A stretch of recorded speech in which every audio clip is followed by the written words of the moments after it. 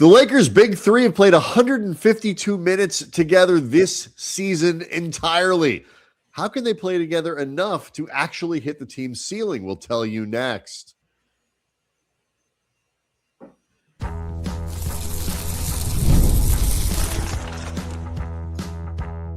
You are Locked On Lakers, your daily Los Angeles Lakers podcast, part of the Locked On Podcast Network, your team every day.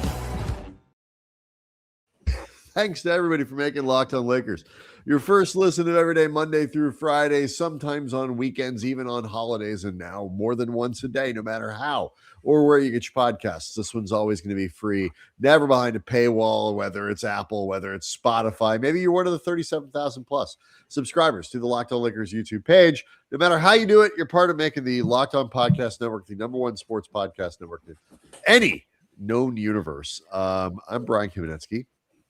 That's Andy Kamenetsky. We have covered the team for nearly 20 years for the ESPN, for the LA Times, for the Athletic, and this is always an interesting time of year, Andy.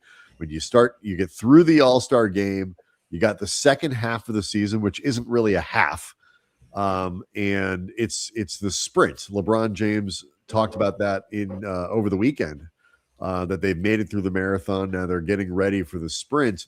And part of the problem with the marathon, Andy, has been that the Lakers haven't had their big three together for virtually any of it. To put this in perspective, LeBron, Austin, and Luka, as you said at the top of the show, have played just 152 minutes together this season, which is not a lot. Just how not a lot is that? To put this in perspective, Drew Timme, the Lakers' fourth string two-way center, has played 150 minutes. So basically, the big three has played essentially the same amount of minutes as a guy on a two-way contract that, while he's had some moments at times during his opportunities looking useful and occasionally helpful, that's not a good sign of how the season has been built up so far. In a lot of ways, it is a credit to everybody involved for when they actually have been on hand that the Lakers have been able to succeed at the level that they have. Yeah, because this has not been easy. It's worth noting that Drew Timme hasn't been on the team the entire year either. Sure. I also want to let people, it's also worth noting, today's episode is brought to you by FanDuel. Now, use your profit boost on an NBA future and get entered for your chance to win a trip to the NBA Finals. Play your game with FanDuel, the official sports betting partner of the NBA.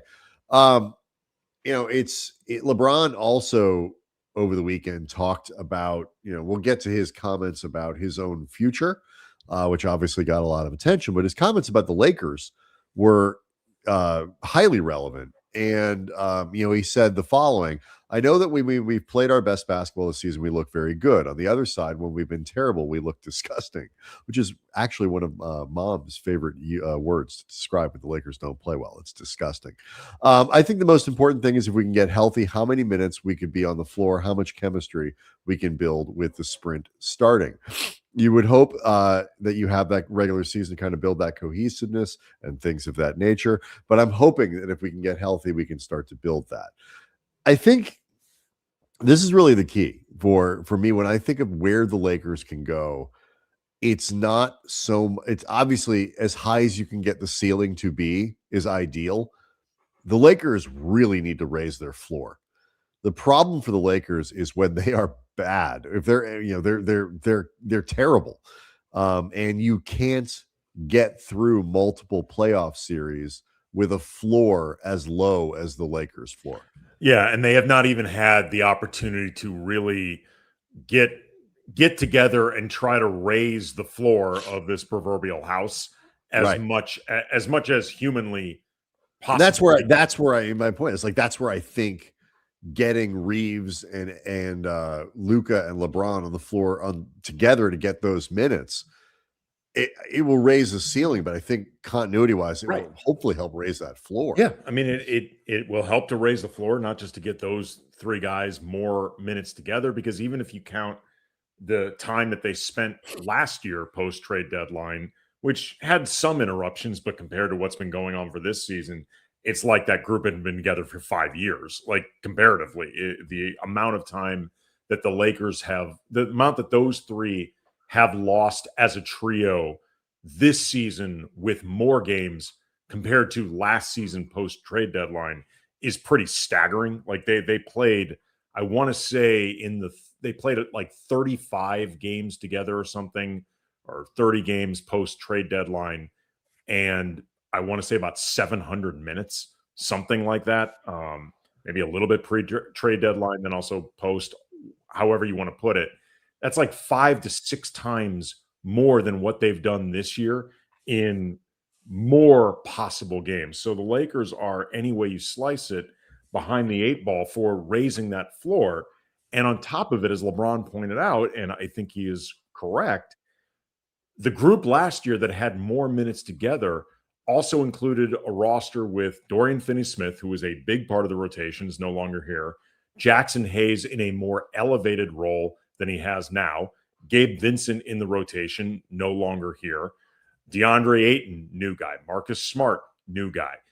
Jake LaRavia, new guy. Jared Vanderbilt getting more minutes and seemingly more trust from JJ Redick than he had last season. Like there's a lot that is different this year that when the season began felt exciting, because given the parameters with which Rob Pelinka chose to attack this season, whether you agree with the approach, don't agree with the approach, I think it's hard to argue that he managed to make a decent amount of changes within, not giving up any assets within limited cap space. And the Lakers have not really been able to get that group together into a cohesive unit because of all the injuries and absences. And that affects raising the floor, A, because you lose those reps, but B, because the Laker weaknesses on this team at this point are extremely well established. The rest of the league has figured out which ones to exploit and how. And for the Lakers to try to find the best ways possible to offset that, which is another a part of raising your floor, they need the time together, and they just haven't had it. And I ultimately, though, all that's true. Like Vanderbilt's in there. They've got Luke Kennard, who is playing a bigger role. Yeah, I forgot about Luke Kennard. But we'll talk about him over the course of the week, because it seems pretty clear that JJ is a big fan of what Kennard brings to their team. For a team that has been sort of ridiculed is probably the wrong word, but criticized as too offensively oriented and all that stuff. They haven't actually been all that good, all that consistently on offense. And I think Redick clearly believes that Kennard is somebody who can help improve that and make the overall make team better on both sides of the ball. All of that's true, but fundamentally it is organizing and maximizing what they can do with their three best players. The other parts I think are important for truly hitting your ceiling. Getting those rotations just spot perfect and understanding exactly which combinations work against exactly what type of opponent and all this other stuff. They are not going to get there. Just not. That is not going to happen. There are not enough games. I mean, they'll get closer, hopefully, but that maximum, can they hit their ideals? No, they cannot. Their ability to, or maybe they can, and that's actually the problem. Well, if it's I'm just saying, you have to allow for that possibility. If they are not very good, sure, but like if you're assuming that there is upside, then they will not have enough time to likely hit what you would, ideally would like it to be. And even, there are very few situations where more reps hurt.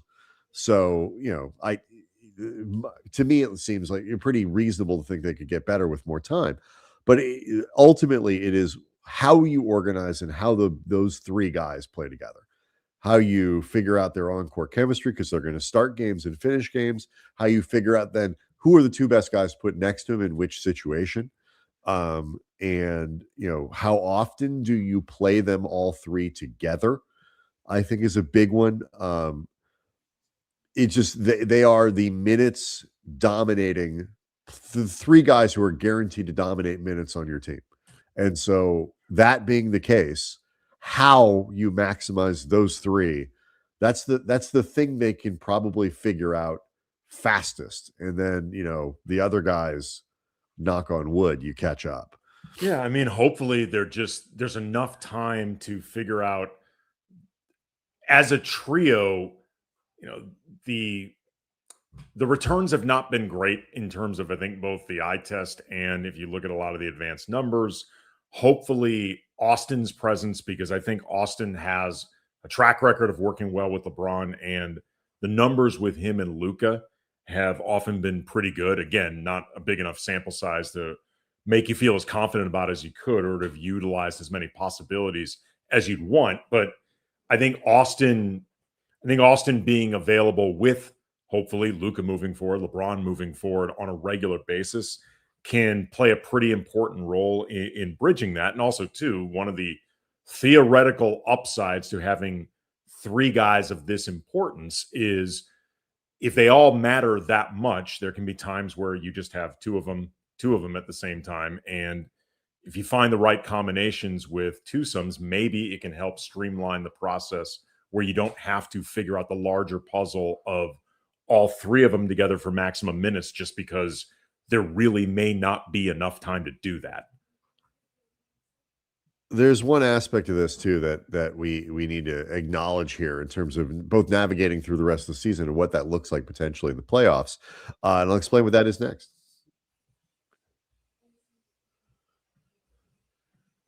Locked On Lakers is brought to you by Indeed. Hiring's not just about finding someone willing to take the job. It's actually about finding the right person with the right background who can help your business move forward. And if you want candidates who can match what you're looking for, Indeed sponsored jobs, that's the move. Instead of just hoping the right person magically stumbles across your post, Indeed helps boost your job listing to people who fit your specific criteria like skills and certification, location. And if I were hiring, I wouldn't want just someone who can help. I mean, you can find anyone who can just help. You want someone with real experience who can jump right in. And here's a stat that says it all. In the minute that I've been talking to you, companies like yours have made 27 hires on Indeed, according to Indeed data worldwide. So if you're hiring, spend less time searching, more time interviewing candidates who check all the boxes with Indeed sponsored jobs. Listeners of the show will get a $75 job credit to help you get your job the premium status it deserves at Indeed.com/podcast. That's Indeed.com/podcast. Terms and conditions apply. Hiring, do it the right way with Indeed. Locked On Lakers also brought to you by TurboTax. Tax season doesn't have to take over your life. This year, this tax season, we'll call it. TurboTax is making it easier than ever just to hand things off and move on with your day. With TurboTax full service, you can have your taxes done for you by a trusted local expert, start to finish, without the stress or the guesswork. These folks handle everything, W-2s to self-employment forms, and work to get you every deduction. It is a huge time saver and gives real peace of mind knowing that an expert is handling it, because nobody wants to find out that your taxes got screwed up and then you have to try to fix it with the IRS. That is not cool. For a limited time, you can have your taxes done by a local TurboTax expert for just $150 all in if a TurboTax expert didn't file for you last year. So just file by February 28th. Take taxes off your plate and get back to your life. Visit TurboTax.com/local to book your appointment today.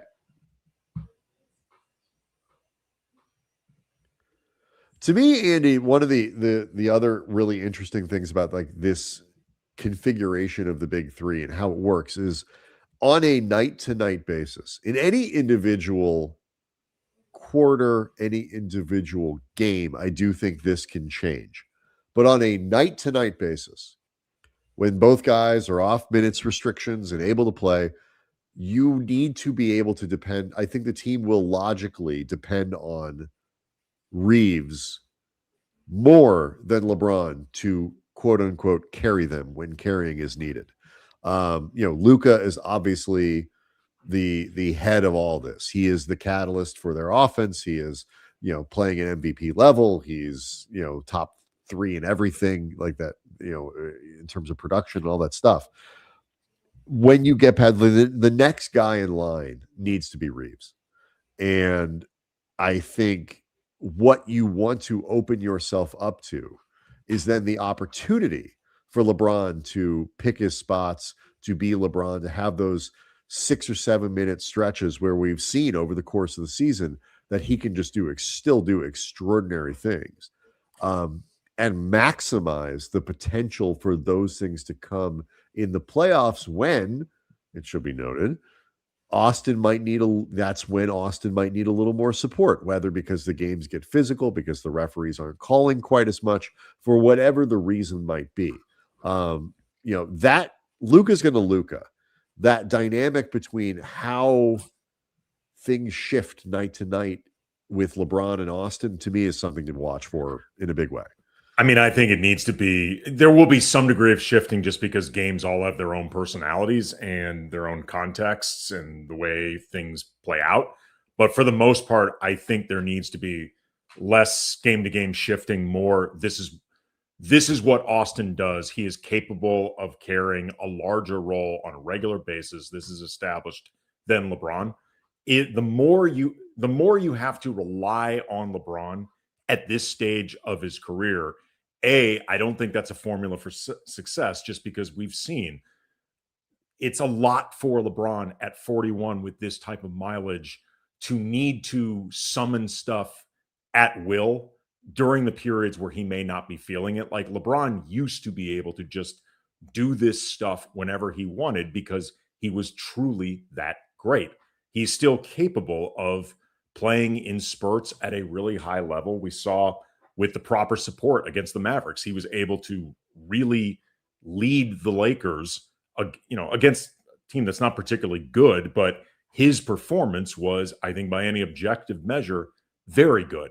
But he's not the one to be expected to do this. This has to fall on Austin Reeves. And beyond the impact, if it doesn't happen, that it's going to have on the playoffs, I think it also it needs to start playing a role in how the Lakers approach the offseason. Because then you're talking about a couple playoffs in a row where Austin does not seem to be able to rise to a level that you need him to. And then you have to start questioning, is he good enough to be the player that the Lakers seem to have slotted him at and seem to be planning around alongside Luka?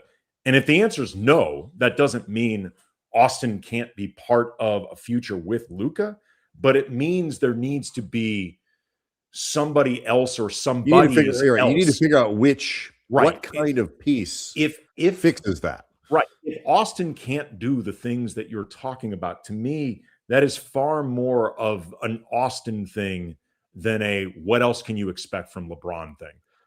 Oh, for sure. And like that. Andy, this is a two timelines question that you're bringing up here. Two timelines between February and April. They're short. Or June. June. Let's say February through June. Yeah, let's say April. Dang, man. I was talking the end of the regular season. Let's have some confidence. That's what I meant till the end of the regular season, because we were talking about the original 28 games. That's right. The way we were framing this. But you're right. I mean, like and we'll talk about this maybe in the next segment, but like the Lakers, it seems, increasingly have a less of a what do we do with LeBron problem, because when you start to look at a lot of the reporting and a lot of the tone that things are taking on and all these other things, it seems like LeBron will be playing somewhere else next year if he's playing at all, at least if everybody can make things happen in the way that they would like. So at the very least, they're no longer, it's not like how do we maximize LeBron and send him out the right way? Or it's just, what can they do to make this team the best that it can possibly be? And I 100% agree with you. This is a real important stretch of 28 games and into the playoffs for Austin. Mm-hmm. Because like you said, if he can't be a all-star in the playoffs, then at the very least they need to figure out what third player is the sort of the connective tissue that unlocks Austin, that allows Luka to be Luka and helps this team get where it needs to go. Because I think ultimately, unless they can trade him, Reeves is going to come back because you don't have the opportunity to replace him with something more ideal. If, let's say, that happened, okay, maybe you make that trade. That's probably not going to be an option. And so I think that's I 100% agree with what you're saying. Like, that's the long-term question with Austin. The short-term question is, what do you do with this roster? And I'm looking forward to seeing how they, do they lean on Vanderbilt a little bit more in there, like Vanderbilt and Smart sometimes, if you have both of those guys, all three of those guys on the floor, you got plenty of ball handling, plenty of playmaking. Smart doesn't kill you in that area either. Can you support a Jared Vanderbilt and go smaller? Like, what kinds of lineups are they really going to go to? How much confidence do you have in your centers? Where does a guy like Luke Kennard fit in? They have all these little questions to kind of fill around it if they can figure out what to do with the big three. Well, and also, too, just the continuity. And they need the big three to play out as many of these 28 remaining games as possible. But they also need the cast around them to play out. There are questions about DeAndre Ayton's availability for Friday as well. Last we saw, he was still dealing with that lingering soreness, cost him 3 of the last 4 regular season games before, or 3 of the 4 remaining games before the All-Star game. And then I believe he's lost 5 games in 2026 to that knee. Like, they need everybody for the next 28 games, because in order to not just reach the ceiling they want, but just raise the floor, that requires execution. And they're not going to get the execution without continuity. This group is going to have to be, for as many of 48 minutes as possible, the best sum of their parts and the most mistake-free as they can be for 48 minutes, because the weaknesses that they have, athleticism, defense, speed, like, these are things they can't really change internally. They have to try to find the workarounds, and those workarounds are going to come through execution. There's no other way. What did exactly LeBron talk about over the weekend, and how does it impact his future with the Lakers? We'll get into it next. Locked on Lakers is brought to you by FanDuel. The Winter Games are officially here, and if you're anything like us, you are locking in for events you can only see on the big stage every 4 years. And that's why following the Winter Games on FanDuel just makes sense, from medal counts to individual events to finding your angle on the sports that you care about most. FanDuel gives you more ways to stay connected to the action. Like, all of a sudden, curling is going to contain real intensity and excitement, even if you don't understand what it is you're watching. You just got involved with FanDuel and curling, and that locks you into the competition. It makes the whole experience for the Olympics engaging from start to finish. The Winter Games are on. There's no better way to follow them than with FanDuel. FanDuel, play your game. Quick reminder to people that you can be a member of the Everydayer Club if you are interested in having more engagement with Lakers fans. You can do that on the Locked On Lakers Discord channel. That's something that Andy and I will be participating in. You can also connect with other hosts on other shows. You get access to all of that as part of the Everydayer Club. You also get the show ad-free, which is something I know a lot of you would be interested in, because we get your emails. And it's $5 a month, $50 a year. You go to lockedonlakers.supercast.com to make it happen. You can check out the show notes to learn more about it. If it's not for you, do nothing. It's okay. The show will not change for you in the slightest, and we will love you just the same. So, Everydayer Club. I am the LeBron didn't answer questions about his future over the weekend. And it's, well, he did answer questions. He said he doesn't know. Right. I'm saying, like, he didn't, okay. I want to make sure people understand he took questions. No, that's fair. No, you're right. He didn't provide insights beyond want him to know. live. He wants to live. I mean, honestly, I'm not joking. No, that was his quote. That was an exact quote from LeBron. Yeah, I mean, I want to live. When I know, as far as what's coming next, retirement, playing another season with who, whatever. When I know, you guys will know. I don't know. I have no idea. I just want to live. That's all. So the one thing that was established, LeBron just, JKL, like Matthew McConaughey would say, just keep living. I am happy to see that LeBron feels the same way as fellow old people like us. I just want to wake up tomorrow. That's it. Mm-hmm. Happy. What I find fascinating, sciatica really puts things in perspective. It does. It really does. Sciatica and right foot arthritis it makes you take stock in ways that you're one step closer to the grave if you could take that step, but you can't because it hurts too much. Yeah.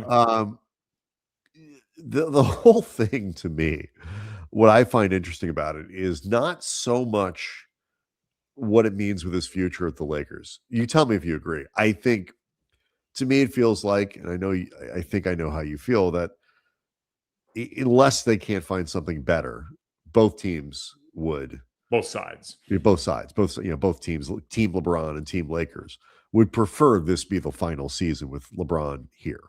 Mm-hmm. I think it's pretty clear. Yeah. I don't think there's a ton of animosity. I just don't think it's clear. I think it's pretty clear that it's a better if he moves on. As I've said many times, the relationship has mutually run its course. I would agree. The part about this, though, there's two sections. There's a sort of Rorschach test of how you feel about LeBron, in that, like, there are people who just simply do not believe that LeBron James would leave the league without a farewell tour.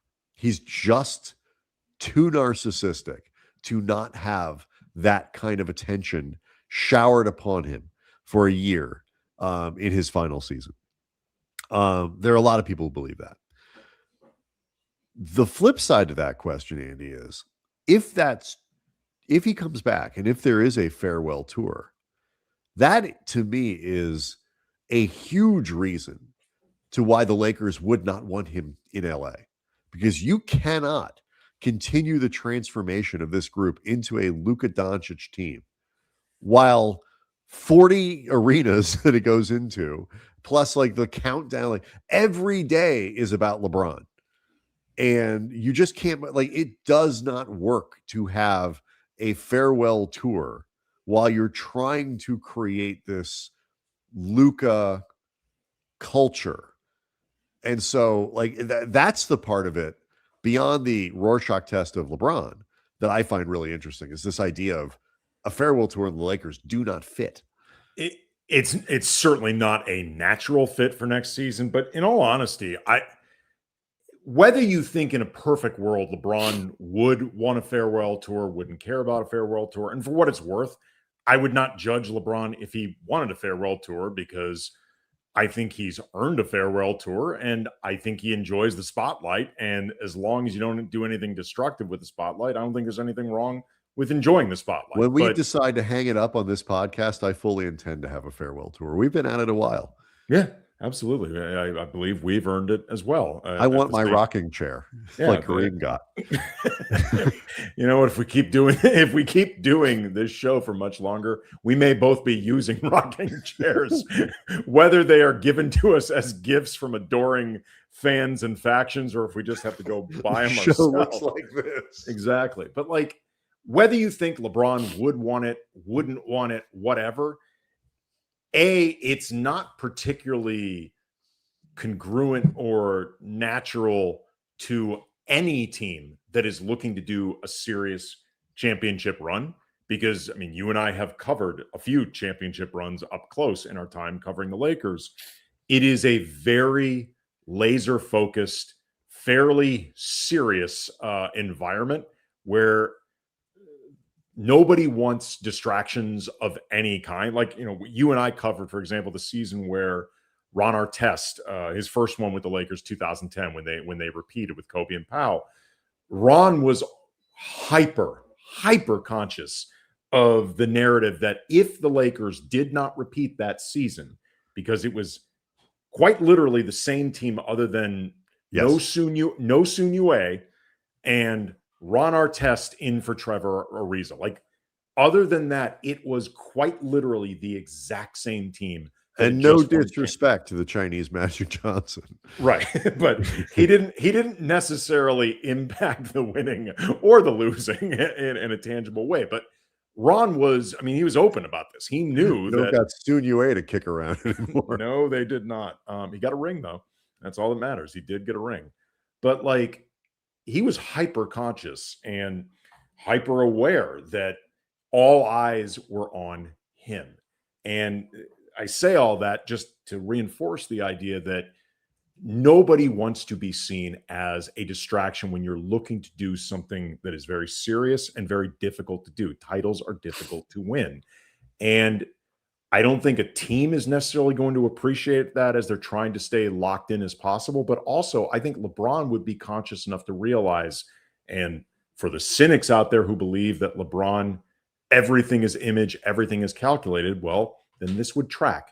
LeBron would recognize it's not a good look for me if I look like I am sucking up all the oxygen during this season where my teammates are trying to win a championship.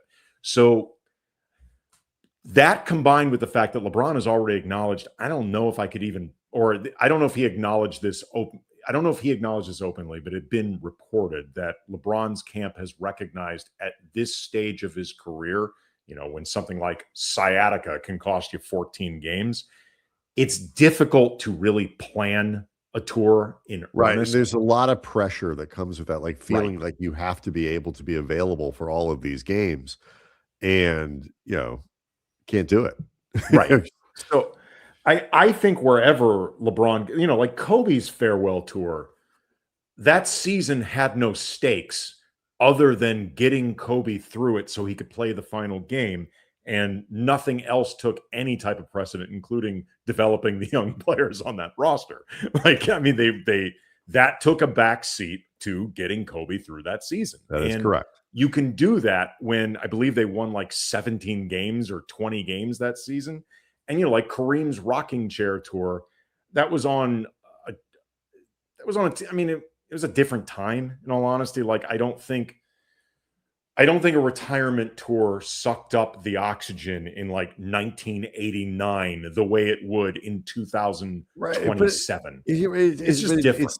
It's different. And it's also too, there's the thing about it is, like, next year is not a gap year for the Lakers. It's a really important one for establishing to Luka, as he heads into his extension that has an opt-out, that this team is on a trajectory that he wants. And I don't think he has to win a title this year. I think he's demanding they win a title next year. But like, if there's not meaningful progress towards those goals, I don't think you can take for granted the idea that he'll sign that next contract here. Like, they have to show some progress, because Luka is, he's 27 now, correct? 26, 27. But he's played a lot of basketball, been professional since he was a teenager. And so, like, I don't know if he, in his own mind, he just turned 26. He's just turned 26. Thank you. Entering his year 27 season. Yes. Like, I don't know if he looks at this as like, oh, I'll be able to do this until I'm 33, 34, 35. We got lots of time. I don't know if he looks at it that way. He puts pressure on organizations in different ways than LeBron did, but he put pressure on the Mavericks. Yeah. It's not like he didn't. So, the Lakers, they have to enter next year in looking like they're really building around Luka. And like I said, I think it's really hard to do that with that farewell tour. I don't think there's anything. This is why I actually take LeBron at his word when he says, I don't know. I think if he did truly know, he wouldn't say anything, because now is not the time to create those type of headlines, no matter what the decision is, pun unintended. But I actually believe LeBron, and take him at face value, that he doesn't know the answers yet, because I don't think it would be possible for him to know. Like, Yeah, I agree. all the complications that come at this stage of his career, there's no way for him to predict how his body's going to feel in March, much less June or July.